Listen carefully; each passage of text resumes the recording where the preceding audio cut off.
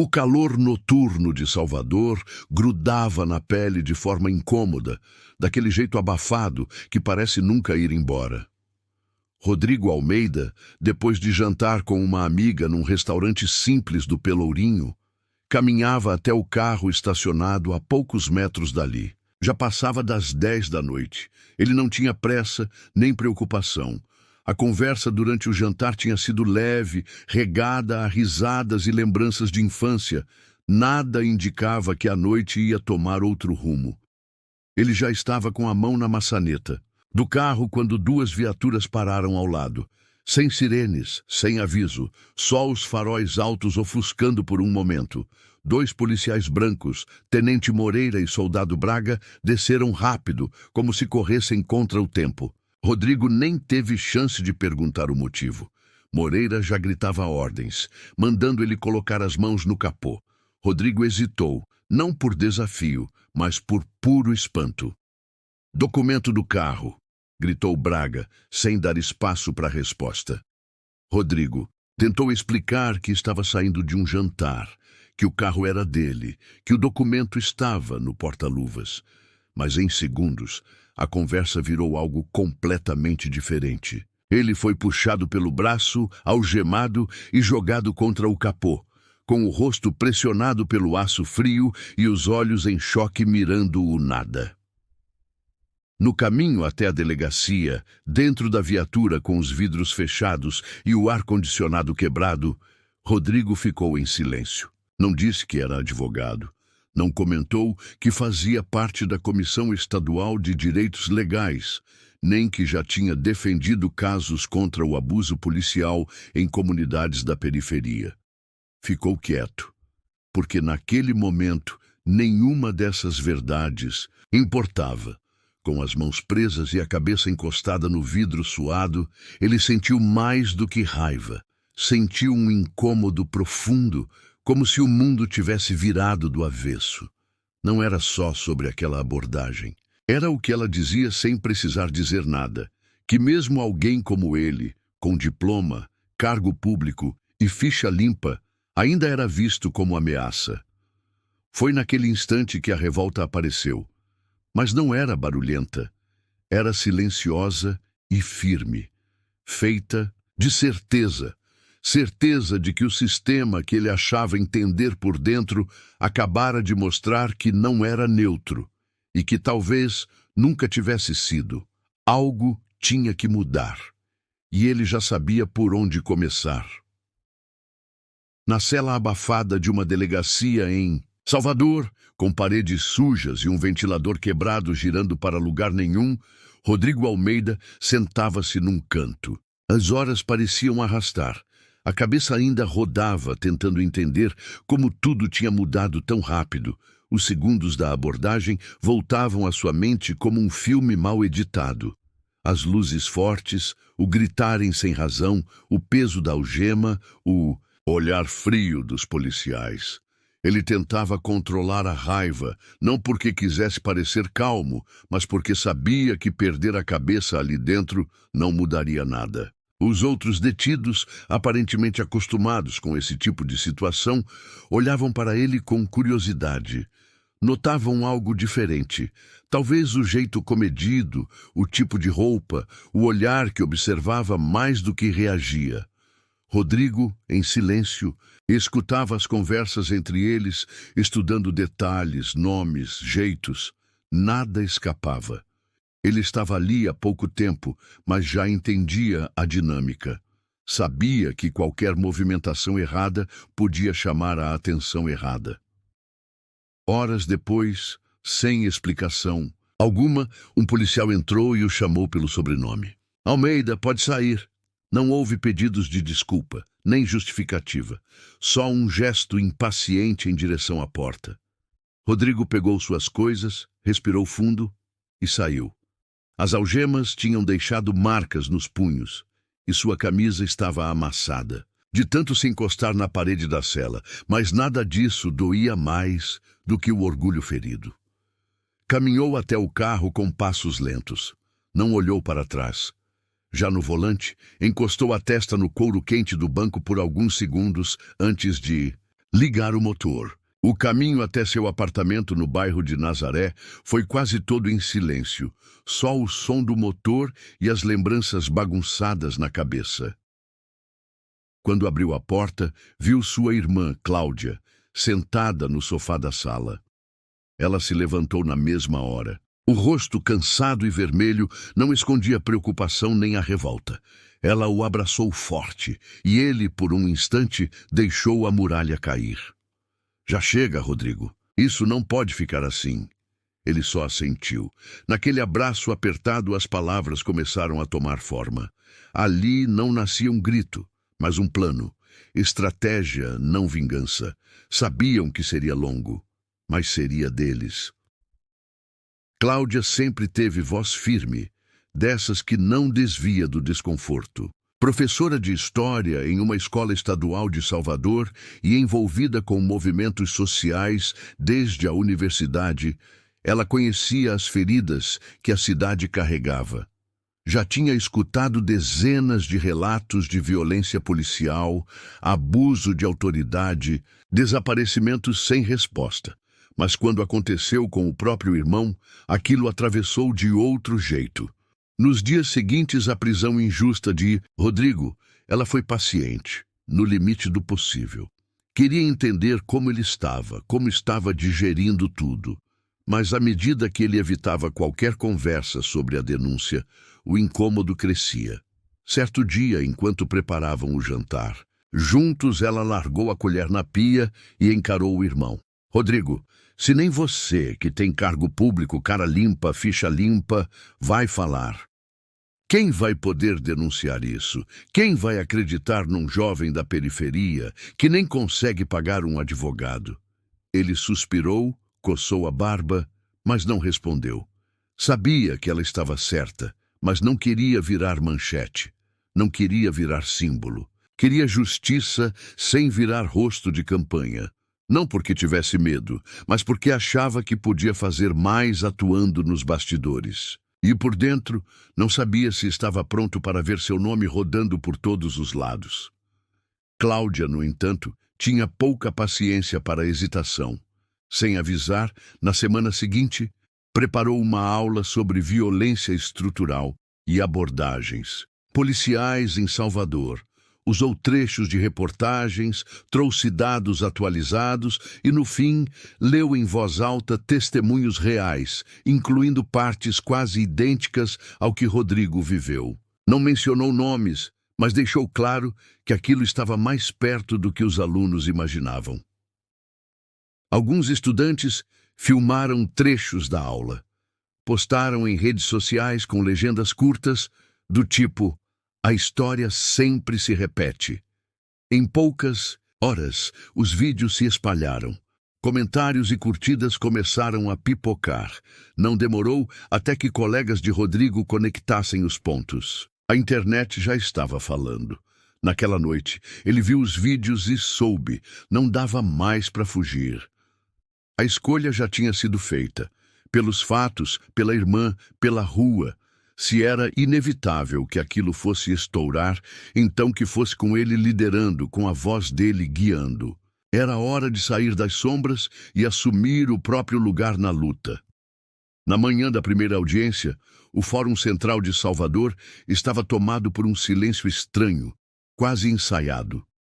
Do lado de fora, algumas pessoas esperavam, mas a rua, geralmente barulhenta, parecia mais contida. Lá dentro a sala estava fria, não por causa do ar-condicionado, que mal funcionava, mas pela postura da juíza Helena Moura. Ela nem precisava levantar a voz. Bastavam os cortes secos de suas falas, o olhar reto que atravessava as pessoas, como se tirasse delas o direito de explicar. Rodrigo entrou sem fazer cerimônia, vestindo a mesma sobriedade que usava em reuniões do órgão público, onde ainda trabalhava. Observava tudo no ambiente, dos sussurros dos oficiais de justiça à expressão irritadiça da juíza. Ele percebia que ali seria preciso mais do que documentos e argumentos técnicos. Para desconstruir o roteiro montado por quem não queria ouvir, seria necessário expor a encenação. À sua esquerda, o defensor público, André Nogueira, folheava alguns papéis de forma apressada, com olheiras fundas e uma caneta quase sem tinta, exalava desânimo. Rodrigo percebeu rapidamente que ele estava acostumado a perder antes mesmo de começar. Mas ao escutar a forma firme com que Rodrigo respondia às perguntas e o olhar atento com que acompanhava tudo, André pareceu despertar um pouco. Algo naquele cliente destoava dos tantos com quem já havia estado.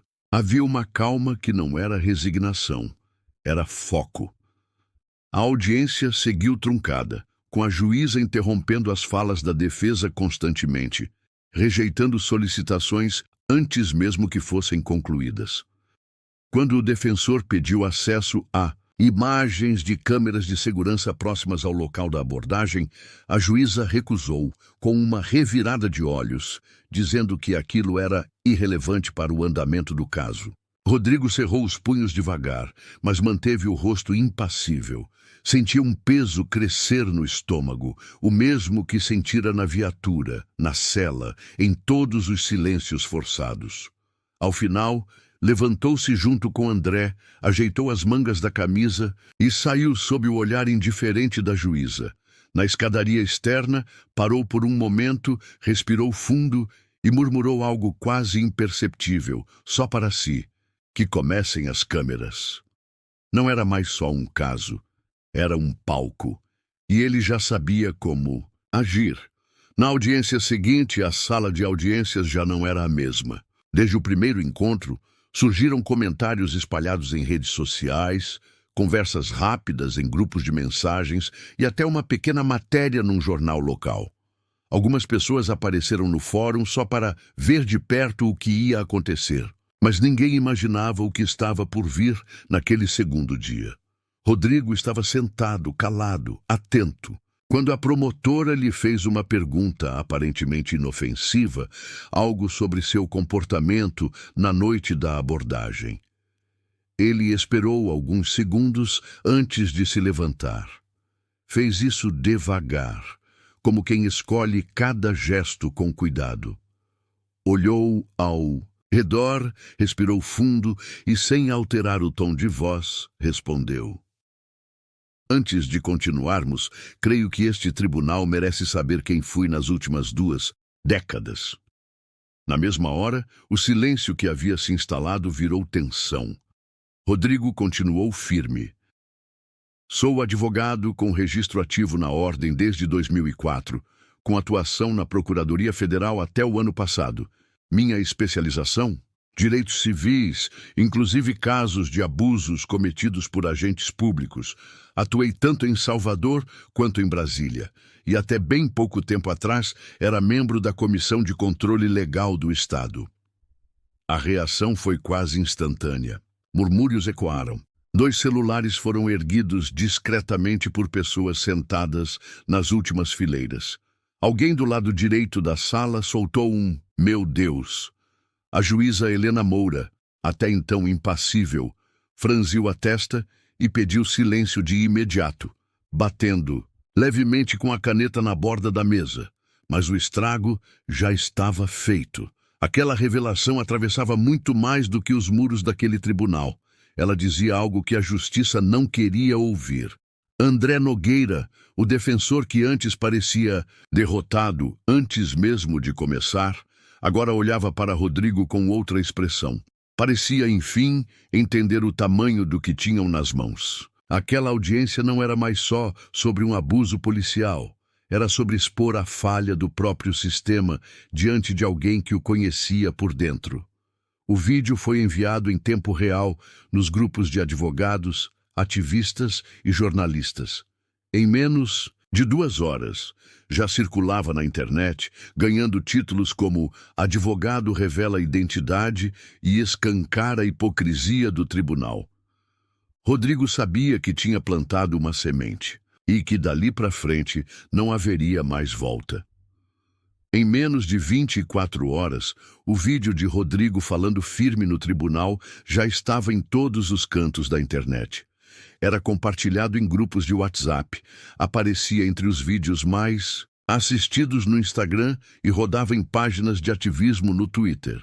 Muita gente se impressionou, não só pela revelação sobre sua trajetória, mas porque o jeito calmo com que ele desafiava o sistema mostrava uma força impossível de ignorar.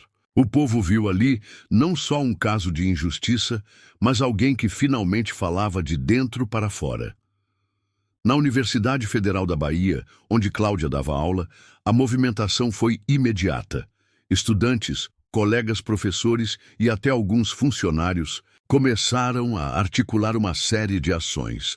Cláudia, como sempre, estava no centro da coisa. Em menos de 2 dias, tinham um ato marcado no pátio principal, panfletos sendo distribuídos e faixas prontas.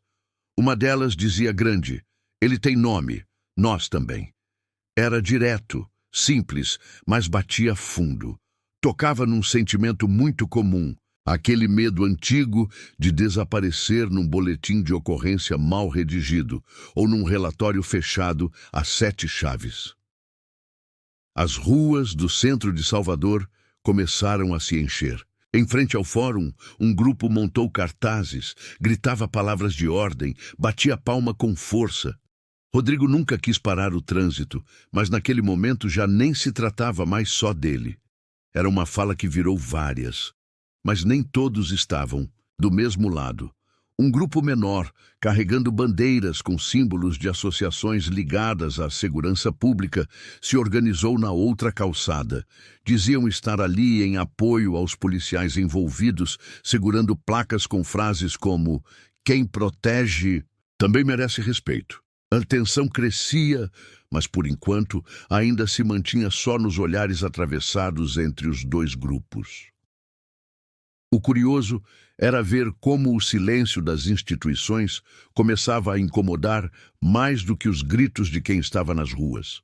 A juíza Helena Moura não se manifestou. O tribunal não emitiu nota. A corregedoria sequer deu uma resposta formal. Esse mutismo dava margem para mais barulho. A ausência de posicionamento funcionava como um megafone ao contrário, amplificava os protestos. Pela primeira vez em muito tempo, uma história que podia ter sido mais uma estatística virou chama nas mãos de quem nunca foi ouvido. E Rodrigo, mesmo surpreso com a proporção que tudo tomava, sentia que algo, enfim, estava se movendo. A pressão nas ruas e nas redes balançava as estruturas formais. Com os protestos em alta e a repercussão do vídeo ainda viva, o Ministério Público da Bahia se viu forçado a dar um passo que evitava havia anos: reabrir investigações sobre condutas de policiais já denunciados por abuso de autoridade. Documentos antigos começaram a ser analisados, e ao cruzar os dados, emergiu um padrão. 5 ocorrências recentes, todas com características quase idênticas, mexeram com os investigadores.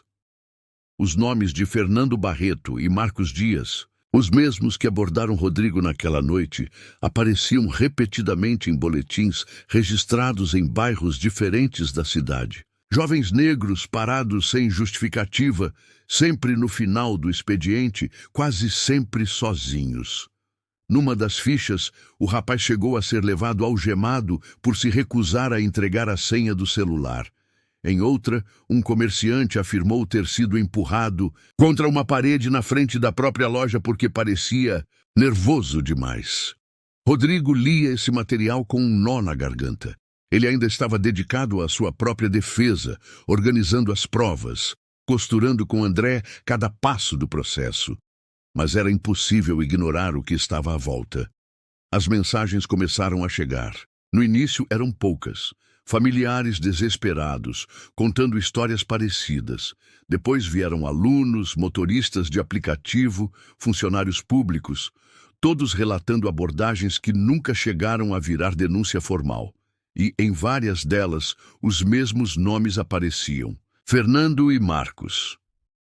Num sábado à tarde, enquanto Cláudia preparava café na cozinha, Rodrigo ficou sentado na varanda do apartamento deles com o celular na mão, lendo o desabafo de uma mãe que perdeu o filho numa operação mal explicada. Ele não conseguia parar de pensar que, por muito tempo, as pessoas contaram, gritaram, imploraram, mas ninguém quis ouvir. E agora, por algum motivo, quando ele falou, o mundo parou para prestar atenção. Engraçado, disse em voz baixa, como pensando alto. Cláudia apareceu com a xícara quente. O quê? Mesmo quando eu ficava em silêncio, já estava falando. Eles só não ligavam, mas agora não dá mais para fingir que não ouviram. E naquele instante, ele soube que não havia mais volta. Sua luta pessoal tinha virado uma ponte, e do outro lado tinha muita gente esperando ser ouvida também. Cláudia estava corrigindo provas numa noite chuvosa de quarta-feira, quando notou a chegada de um e-mail estranho. O assunto dizia apenas: para você entender melhor o sistema. Sem assinatura, sem corpo de texto, só um link para uma pasta protegida por senha. Desconfiada, quase apagou sem abrir, mas algo ali instigava. Verificou os metadados, conferiu o remetente encoberto e decidiu repassar o link para Rodrigo, com uma única frase: acho que isso vale sua atenção. Rodrigo acessou o material na manhã seguinte, já no escritório improvisado que montou no quarto de casa. Abriu a pasta com certa desconfiança, mas aos poucos, conforme os arquivos iam carregando, seu rosto começou a mudar.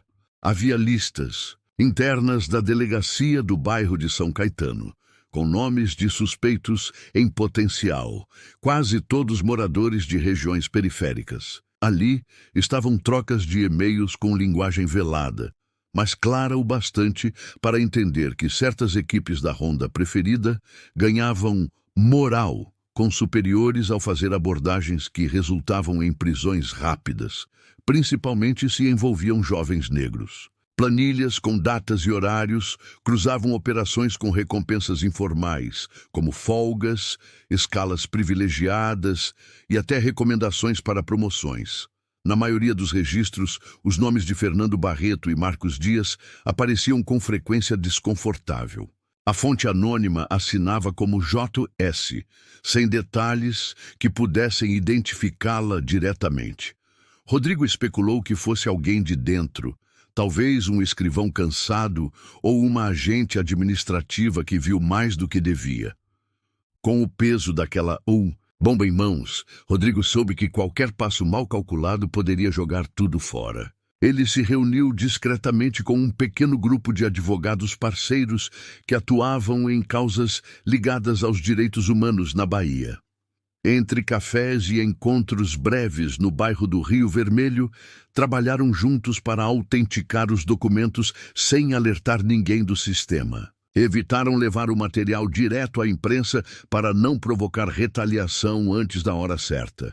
Rodrigo sabia que ali não era só a prova contra os policiais que o prenderam. Era a chave para mostrar que o problema era estrutural. A verdade estava ali, crua, mas precisava de estratégia para sobreviver ao barulho do noticiário instantâneo. E dessa vez ele aprendera. Verdade não basta. Ela também precisa ser ouvida da forma certa, na hora exata.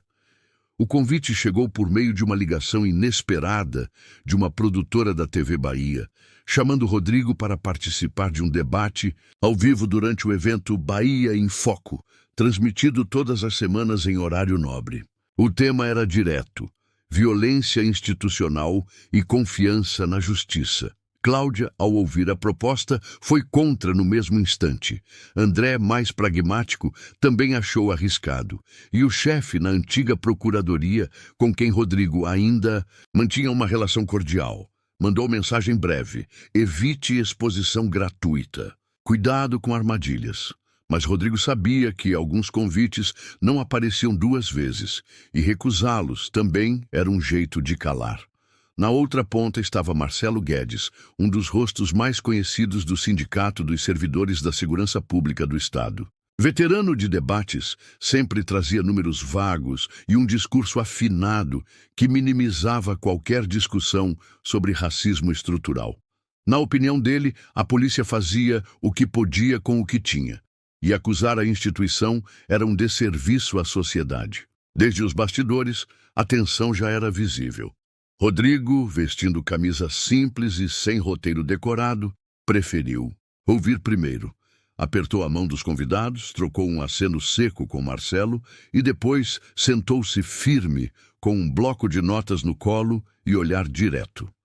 Marcelo abriu o primeiro bloco repetindo termos já conhecidos. Práticas isoladas, ações dentro do protocolo, inversão de valores sociais. Quando chegou sua vez, Rodrigo falou devagar. Durante anos, trabalhei dentro do sistema. Conheço manuais, conheço leis e, principalmente, conheço como elas são usadas ou deixadas de lado, dependendo da cor da pele de quem está envolvido. Daí em diante, foi como se o peso do estúdio mudasse. Rodrigo apresentou dados de uma pesquisa feita pela Universidade Federal da Bahia. Mostrou mapas de calor das regiões mais afetadas por abordagens violentas e relembrou nomes de vítimas, cujos casos foram arquivados sem explicação. Mas o que mais impactou foi quando contou como se sentiu algemado em silêncio, enquanto ouvia os agentes cochicharem piadas sobre doutorinho da lei, que acha que é melhor que os outros. O estúdio, ao final, ficou mudo por quase 10 segundos antes que o apresentador encerrasse. Ninguém aplaudiu, porque ninguém sabia o que dizer. E ali, naquele silêncio pesado transmitido em alta definição, Rodrigo teve certeza de que sua fala havia furado a bolha. Quando Rodrigo achava que já tinha visto todos os ângulos do próprio caso, um vizinho do edifício em frente ao local da abordagem entrou em contato com Cláudia através de uma rede social. A mensagem era simples. Acho que minha câmera pegou algo naquela noite. Vocês querem ver? Cláudia, de início, achou que fosse engano, mas resolveu responder. No dia seguinte, foram até o pequeno prédio na ladeira dos Galés, onde um senhor de uns 60 anos, chamado Seu Djalma, mostrou as imagens gravadas pela câmera de segurança da varanda dele. O vídeo era claro. Mostrava Rodrigo caminhando em direção ao carro, desarmado, tranquilo, de mochila nas costas. Os policiais se aproximam, falam com ele. É possível até ver que ele levanta as mãos calmamente. Em menos de 30 segundos, é empurrado contra o capô, algemado e revistado, sem nenhuma resistência. Não havia gritos, não havia ameaça. Apenas silêncio e obediência. Tudo o que Fernando e Marcos descreveram como afronta e comportamento suspeito, simplesmente não existia nas imagens. Rodrigo levou pouco tempo para entender o valor daquela gravação. Enviou o vídeo para André, que junto ao grupo de apoio jurídico tratou de registrar cadeia de custódia, autenticar tempo e data com um perito e preparar a inclusão formal no processo. Era a prova mais direta que tinham até agora, e um balde de água fria na narrativa da promotoria, que sustentava a tese de resistência ativa como justificativa para o uso da força. Do outro lado, os advogados do Ministério Público tentaram barrar a prova com uma enxurrada de argumentos técnicos, suposta invasão de privacidade, posicionamento irregular da câmera, ausência de aviso de gravação. Mas a essa altura, a opinião pública já tinha visto trechos do vídeo vazados nas redes, e o apoio a Rodrigo crescia mais a cada compartilhamento. Pedro, o assessor jurídico do tribunal, que até então se mantinha distante, se aproximou. Depois de assistir ao vídeo 3 vezes no gabinete, mudou completamente a postura. Passou a trabalhar ao lado de Cláudia e André na entrega da petição de inclusão com um entusiasmo que surpreendia. Rodrigo já não precisava dizer nada. A imagem falava por si. Escancarava uma verdade que antes era só palavra contra palavra. Agora, os olhos do país viam quem realmente tentou se impor e quem, mesmo em silêncio, foi tratado como ameaça. O impacto das provas e da comoção pública chegou onde poucos imaginavam. Em meio à forte repercussão do caso de Rodrigo, O nome da juíza Lígia Bastos, responsável por diversas decisões controversas nos últimos anos, começou a circular com mais intensidade fora dos corredores do tribunal. Movimentos sociais, juristas independentes e até antigos servidores do Fórum Rui Barbosa passaram a organizar dossiês com dezenas de sentenças assinadas por ela, quase sempre em desfavor de pessoas negras, pobres ou oriundas da periferia de Salvador. As denúncias, antes sussurradas, agora ganhavam rosto e número dentro de pastas, com datas, documentos e relatos. A OAB Bahia, pressionada por grupos de advogados progressistas, formou uma comissão especial para analisar os processos dessa magistrada. O Conselho Nacional de Justiça, por sua vez, tomou conhecimento e orientou uma apuração paralela. Quando a notícia saiu, numa edição extra do Jornal da Tarde, a repercussão foi imediata. Lígia Bastos seria afastada temporariamente enquanto a investigação estivesse em curso. Para muitos, aquilo era o mínimo, mas mesmo o mínimo, naquela conjuntura, parecia um marco. As mensagens que Rodrigo recebeu naquela noite foram muitas, quase todas com um tom parecido. Um passo histórico. Agora vai. Finalmente justiça. Mas Rodrigo, sentado no sofá com Cláudia e André ao lado, não conseguia comemorar. Não como os outros. Ele sabia que aquele afastamento era só uma rachadura. Um sinal, sim, mas ainda muito longe de uma mudança de verdade. Depois de tanto tempo sendo tratado como exceção, ele queria mais que gestos pontuais. Estava cansado de manchetes que pareciam vitórias, mas na prática deixavam tudo do mesmo jeito. Rodrigo queria ver estruturas novas sendo pensadas. Um sistema onde ninguém precisasse virar manchete para conseguir justiça. E isso, ele entendia agora, exigiria mais do que uma onda de indignação. Exigiria organização, planejamento e outras pessoas dispostas a assumir esse trabalho com seriedade. Naquela noite, ele escreveu um pequeno texto que publicou nas redes no dia seguinte, sem imagem, sem destaque. Não queremos ruínas, queremos reconstrução. A juíza caiu como pessoa, mas o que sustenta a cadeira dela continua de pé. A luta não termina com um nome afastado. Ela começa quando o sistema aprende a respeitar quem nunca o viu, e isso exige mais que coragem, exige projeto. O post foi compartilhado milhares de vezes, porque no fundo muita gente sentia o mesmo. Era uma tarde abafada de segunda-feira, quando Cláudia chegou em casa com um envelope pardo nas mãos. Rodrigo estava na varanda, lendo os comentários de mais um post que viralizava. Ele notou o tom sério dos olhos dela antes de qualquer palavra. Sem dizer nada, pegou o envelope e subiu para o escritório, onde André já aguardava para mais uma reunião de estratégia. O documento era curto e direto. A promotoria propunha retirar todas as acusações formais contra Rodrigo, emitir um pedido público de desculpas em coletiva com o procurador-geral e encerrar o processo imediatamente. Nada mais seria investigado, nenhuma audiência seria convocada. Em troca, ele deveria assinar um termo de compromisso, se comprometendo a não mover ação judicial contra o Estado, nem divulgar ou citar o material obtido durante o caso, incluindo o vídeo e os documentos internos da delegacia. Rodrigo leu tudo com calma. Depois leu de novo.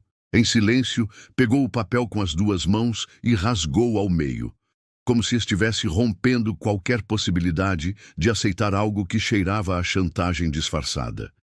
Olhou para André e, com a voz controlada, disse: "O que me ofereceram não vale o que destruíram." A cena bastou. A notícia se espalhou em poucas horas. Rodrigo Andrade recusa acordo da promotoria. Virou manchete nos principais portais do país. Pessoas repostavam trechos da proposta indignadas, enquanto usuários nas redes perguntavam até onde o Estado estaria disposto a ir para se eximir de responsabilidade. A recusa de Rodrigo mudou o tom do processo. Deixou de ser só um caso sobre abuso policial para se tornar um símbolo. Não era apenas sobre ele ser inocentado, era sobre não aceitar o silêncio, sobre não deixar que tudo virasse uma nota genérica lida às pressas por alguém engravatado, que nada sabia do que ele e tantos outros passaram. Rodrigo sabia que essa escolha complicaria ainda mais o caminho, mas também sabia que não foi até ali para sair pela porta dos fundos de cabeça baixa. Se antes sua história era um grito de revolta, agora era uma resposta firme e inegociável a qualquer tentativa de abafá-la. Porque aceitar aquele acordo seria, de algum modo, dizer que o crime podia ser esquecido. E isso ele jamais aceitaria. No sábado de manhã, Rodrigo pegou um ônibus para Itapuã, onde seu pai morava numa casa simples, com um quintal cheio de mangueiras e o portão sempre meio fechado. Desde que tudo começou, não se viam direito. Trocaram algumas palavras rápidas por telefone, mensagens breves, mas nenhuma conversa de verdade. Seu João nunca foi homem de falar muito. Cresceu no sertão, viu demais, perdeu demais e aprendeu cedo a engolir o medo com café forte e olhar firme. Quando Rodrigo atravessou o portão com passos hesitantes, viu o pai sentado na mesma cadeira de madeira de sempre, com o radinho ligado num volume baixo e a televisão mostrando, em silêncio, imagens das últimas manifestações que tomavam as ruas de Salvador. Sem levantar os olhos, seu João disse: "Achei que não vinha mais." Rodrigo se sentou devagar no banco de concreto ao lado e respondeu apenas: "Demorei." Ficaram alguns minutos em silêncio até que seu João apontou a TV com a cabeça e disse, sem mudar o tom: "Tu viu? Estão gritando por você. Mas eu te avisei. Eles não mudam por dentro." Rodrigo assentiu sem rebater, porque sabia que aquele desabafo não vinha de arrogância, mas de cansaço antigo. Seu João fora humilhado por policiais na juventude e nunca esqueceu. Ainda assim, havia algo diferente no modo como ele segurava a xícara de café. A boca endurecida só se abriu de novo para dizer: "Mas você foi até onde nenhum de nós teve coragem de ir." Dessa vez, Rodrigo olhou para o pai com mais firmeza. Não era bem um elogio, era mais como uma admissão. Havia ternura ali, mesmo sob a grossura das palavras. Eles conversaram pouco, mas o silêncio já não era tão frio. Rodrigo percebeu que não precisava mais da aprovação daquele homem calado. A visita não era para provar nada. Era, na verdade, para reafirmar o porquê de seguir. Ele não queria justiça só por ele. Queria que pais e filhos não precisassem mais ter aquele tipo de conversa. Que não fosse necessário avisar "se cuida" toda vez que um jovem negro saísse à rua. Que o medo não passasse de pai para filho como fosse herança. Naquele dia, Rodrigo voltou para casa mais inteiro, porque entendeu que romper o ciclo não era sobre vencer, era sobre impedir que o trauma continuasse se repetindo. Rodrigo já havia recusado convites parecidos antes. Desde que seu caso se tornou símbolo da luta contra a violência institucional, começaram a aparecer propostas de toda parte. Algumas eram bem intencionadas, outras claramente oportunistas. 2 semanas depois do encerramento oficial do processo, ele recebeu, por meio de um e-mail da Secretaria de Justiça e Cidadania do Estado da Bahia, uma proposta formal: liderar uma nova comissão pública para revisar casos antigos de má conduta policial, focando, principalmente, nos registros ignorados ou arquivados sem explicações consistentes nos últimos 5 anos em regiões do Recôncavo e do sul do estado.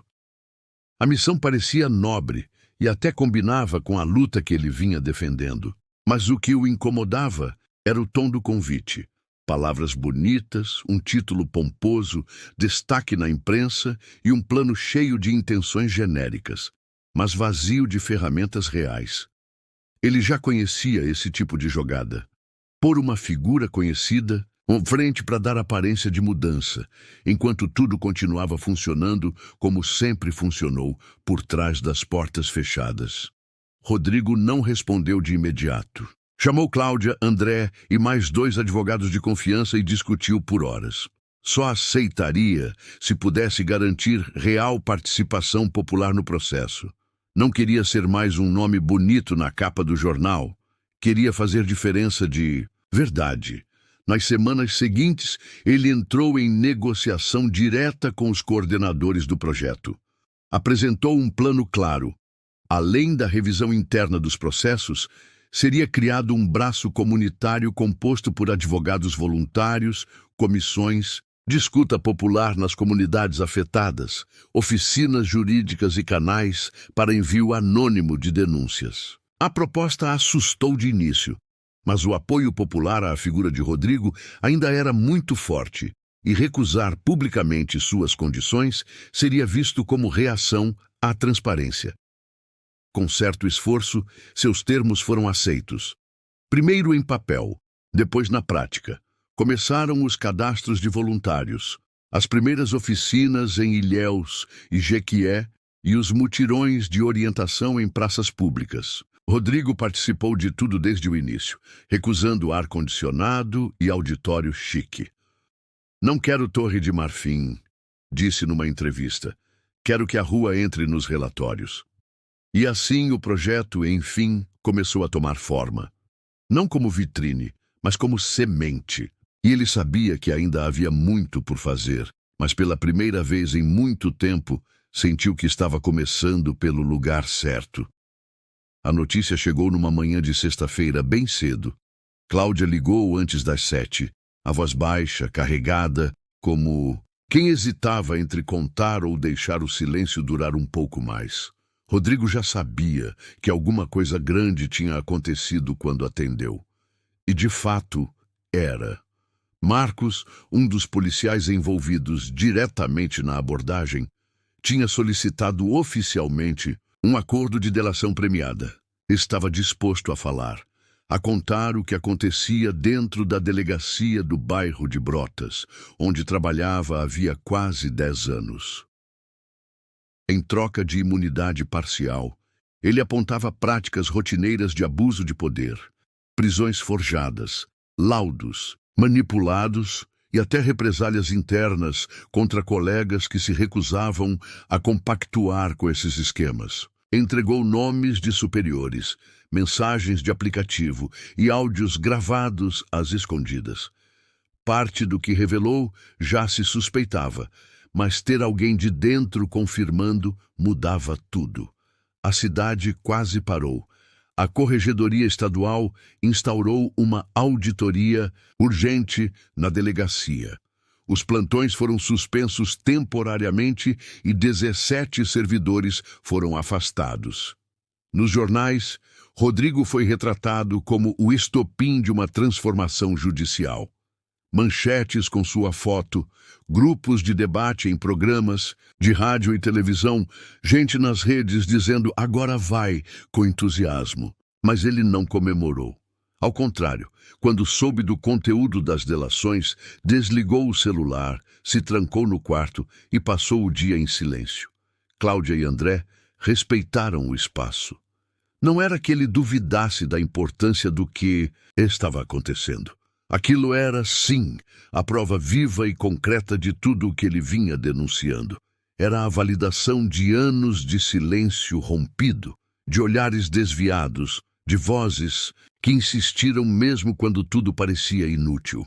Só que, junto com cada nova confirmação, vinha também uma dor funda, como se cada nome, cada detalhe do que agora se tornava público, carregasse o peso de quem não teve chance de chegar.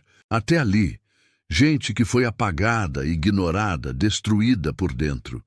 E Rodrigo sabia que a própria sobrevivência dele não o tornava mais forte, apenas mais visível. Sua vitória era importante, mas também era um luto, porque cada passo adiante lembrava o quanto já se perdeu no caminho, e ninguém devia esquecer isso, nem mesmo ele. Em menos de 2 semanas após a delação de Marcos, a cidade de Salvador Parecia respirar de outro jeito. O noticiário passou a abrir todos os dias com atualizações sobre os desdobramentos na Polícia Civil. E era como se, de repente, uma porta esquecida tivesse sido arrombada. Por dentro. Era o tipo de movimento que não depende mais de manchete. Ele se espalha nas conversas do ônibus, nas filas do SUS, nas salas de espera do INSS.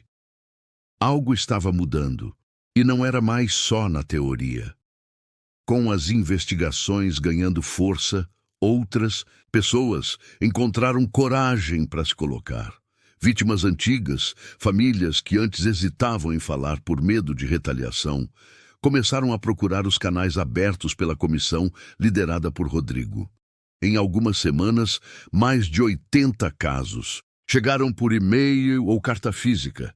Tinham histórias diversas, mas o mesmo eco: abuso, descaso, silêncio imposto. A métrica já não era mais número de processos reabertos, mas quantas vozes estavam ganhando espaço. Nesse ritmo, chegou o dia do Encontro pela Verdade, como foi chamado um evento organizado por grupos de direitos humanos no Pelourinho, palco de tantos encontros e desencontros ao longo da história da cidade. Ana, amiga de Rodrigo e militante antiga nas causas antirracistas, foi uma das principais responsáveis por articular todo o evento. Ela sabia que aquilo precisava ser mais do que falas técnicas. Queria que fosse íntimo, vivido e, principalmente, sincero. No início da noite, o centro histórico se encheu de gente. Mas o momento mais marcante não foi o discurso de Rodrigo, nem os dados atualizados pela comissão jurídica. Foi quando 5 mães subiram ao palco, todas com camisetas brancas com a imagem dos filhos impressa no peito. Algumas carregavam também documentos antigos, crachás de ONG, até boletins de ocorrência guardados por anos dentro de caixas de sapato. Uma por uma, elas contaram suas histórias. Tinham vozes diferentes, jeitos diferentes de falar, mas todas quebravam o silêncio da mesma forma, com firmeza. Era como se pela primeira vez soubessem que estavam sendo escutadas de verdade. Mais tarde, sob o céu nublado de novembro, Ana organizou uma vigília silenciosa pelas ruas do Santo Antônio além do Carmo. Velas acesas, rostos emocionados e vozes cantando pontos antigos de matriz africana. Não havia tristeza ali, havia presença. Ali, os nomes não eram só saudade, eram afirmação, e permaneceram no ar até o último canto. Já passava da meia-noite quando Rodrigo finalmente desligou a luz da sala. O apartamento estava em silêncio, só quebrado pelo zumbido baixo da geladeira, e de vez em quando, algum carro passando na rua de paralelepípedo ali em Nazaré. Tinha passado o dia inteiro em reuniões, visitado 2 comunidades e ainda encarado uma entrevista ao vivo na Rádio Metrópole. Mas agora a cidade dormia, e ele não.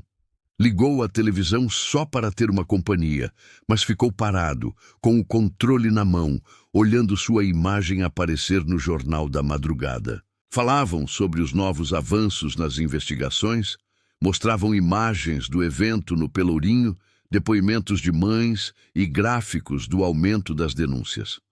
Seu nome surgiu em letra branca, destacado sobre uma tarja azul escura. Ele mudou de canal. Depois desligou. Sentou-se no sofá com o notebook no colo. Digitou o e-mail de André, pensou em escrever algo sobre o dia, mas apagou. Ficou olhando para a tela vazia por um bom tempo, até começar a escrever um texto sem endereço, sem título. Era só para ele mesmo. Mudei o tribunal, mas não o instinto. Isso só muda quando cada rua deixar de ser julgamento. Foi essa frase que surgiu do nada, como se já estivesse pronta, enterrada em alguma parte dele. Leu em voz baixa uma vez. Não sabia direito se era um desabafo ou um lembrete. O que sentia naquele momento não era cansaço físico, nem aquela ansiedade de antes. Era o peso de saber o que vinha depois. Agora que o sistema começava a se mover, Agora que vozes antes ignoradas estavam sendo finalmente ouvidas, não dava mais para parar. Pelo contrário, era aí que tudo realmente começava. Ele nunca acreditou que a justiça morasse num papel assinado ou numa sentença favorável. Era um processo, um caminho longo, cheio de desalento, mas também cheio de luta. Viva real! A justiça para ele nunca foi ponto de chegada, sempre foi movimento, um passo depois do outro. Fechou o computador e se levantou. Andou até a janela da cozinha, abriu as venezianas e ficou ali, respirando o ar quente da madrugada. Lá embaixo, uma senhora voltava do trabalho, sacola na mão. Passou devagar, sem saber que aquele homem parado ali em cima estava pensando nela. E em milhões como ela. Porque era por elas que tudo aquilo fazia sentido. A sala era pequena, com paredes amareladas e ventilador de teto, fazendo mais barulho do que vento. Ficava nos fundos de um centro comunitário em Feira de Santana, onde acontecia uma reunião informal entre advogados, lideranças locais e representantes de grupos de bairro. Rodrigo estava ali a convite de Paulo, defensor público que ele conhecera durante os primeiros depoimentos do caso Marcos. Paulo sempre foi um sujeito calado, meio cansado, do tipo que viu tanta coisa errada no sistema que passou a funcionar meio no automático. Mas naquela tarde, havia algo diferente no seu olhar. Depois de ouvir mais de 2 horas de relatos, Paulo puxou Rodrigo num canto e falou direto. A gente precisa parar de correr só atrás do que já está quebrado. Tá na hora de construir alguma coisa que funcione antes que o problema vire denúncia. Rodrigo ficou em silêncio por um tempo, mas fez que sim com a cabeça. Sentaram os dois numa mesa improvisada no refeitório e começaram a rabiscar ideias em folhas de papel. Paulo falava de um núcleo fixo de atendimento jurídico dentro. Das comunidades com calendário de permanência, estrutura mínima, parceria com faculdades e ligação direta com comissões de escuta. Rodrigo completava com a experiência que vinha acumulando nos últimos meses. A importância de estratégias acessíveis, linguagem simples, mas com firmeza nos critérios. Não podemos virar uma triagem qualquer, disse ele. Tem que ter amparo, mas também direção. O que começou como conversa solta foi pegando forma. Um nome provisório apareceu rabiscado no canto de uma folha. Espaço de Justiça Popular. A ideia era juntar o saber jurídico com o chão de comunidade. Não só dar voz, mas garantir que essa voz fosse respeitada pelas estruturas que sempre fingiram não ouvir. Rodrigo sorriu, sem pressa, pela primeira vez em muitas semanas. Era um sorriso sincero e, apesar da exaustão evidente no seu rosto, havia naquela expressão uma faísca de esperança. Levantou-se e estendeu a mão a Paulo. O outro segurou firme. Não era um gesto simbólico, era o início de uma parceria real. Eles sabiam que viriam obstáculos, represálias, olhares tortos, mas agora não estavam mais remando sozinhos e, mais importante ainda, já não estavam esperando permissão. Decidiram seguir, do jeito que dava, mas com verdade. O calor era daqueles que grudavam no corpo antes mesmo das 8 da manhã. Na frente do Fórum Rui Barbosa, em Salvador, a movimentação era intensa, mas diferente de outros julgamentos. Gente de camiseta branca com nomes de vítimas, cartazes com frases como "Justiça não é favor", e uma equipe voluntária distribuindo água e panfletos explicando os detalhes do processo. A última audiência do caso de Rodrigo estava marcada para as 9, mas muito antes disso, escolas públicas da rede estadual, centros comunitários e até paróquias tinham se organizado para transmitir ao vivo a leitura do veredito, tudo articulado pela Rede Bahia Livre, uma organização que surgiu durante os protestos dos meses anteriores e cresceu rápido, graças ao esforço de jovens produtores culturais, comunicadores periféricos e ativistas locais. Do lado de dentro, o clima também era tenso. A juíza substituta, doutora Nádia Pires, assumiu o caso depois do afastamento do titular, que meses antes havia demonstrado evidente parcialidade. Com um histórico respeitado por sua atuação na defensoria e origem humilde, ela havia ganhado a confiança de muitos ali presentes, inclusive de Rodrigo. E embora todos já soubessem, no fundo, qual seria o resultado, já que as provas sobre a abordagem ilegal e a tentativa de acobertamento estavam escancaradas, a formalização jurídica ainda era necessária. Não só por ele, mas pelo que essa decisão poderia significar. Às 9h43, a sala inteira ficou em silêncio total quando a juíza começou a ler a sentença.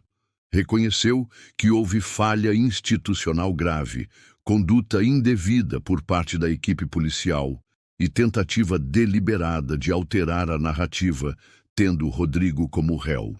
Declarou, enfim, sua inocência, mas foi além, apontou a necessidade de revisar procedimentos semelhantes e sugeriu a reabertura de ao menos 23 processos encerrados entre os anos de 2015 e 2019.